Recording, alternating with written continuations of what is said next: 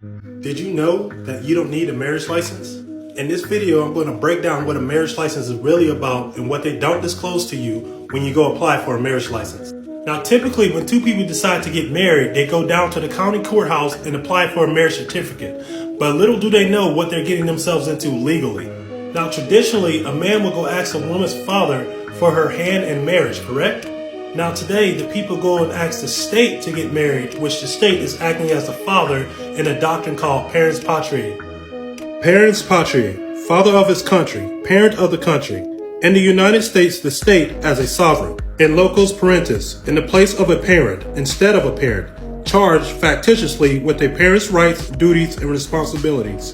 That's one reason why they have you go get a marriage license, because you're getting permission from the state, which is acting as your father. License, certificate, or the document itself which gives permission. Permission by some competent authority to do some act, which without such permission would be illegal. So now you gotta ask yourself, would it be illegal to marry if you didn't get this so-called license? And did you know the wedding ceremony is actually a legal proceeding? Let's break that down. So just like you have in the courtroom, you have a judge, which is the officiant, you have the prosecutor, and you have the defendant. And just like in a court case, the judge or the officiant names the two parties at the beginning to the proceedings of the marriage ceremony. And check this out. So after the man and woman say their vows, what do the officiant ask the crowd? If anyone in the crowd have any objections to why this man and woman shouldn't be married. And this is why after they're finished saying their I do's, the officiant says, by the power invested in me by the state of so-and-so, I now pronounce you man and woman. And that's also the reason why they have to have two witnesses sign the marriage certificate, letting you know it's a legally binding document. Get into the case law.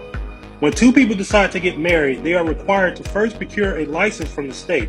If they have children of this marriage, they are required by the state to submit their children to certain things such as school attendance and vaccination. Marriage is a three-party contract between the man, the woman, and the state. Marriage is a simple contract between three parties, the husband, the wife, and the state.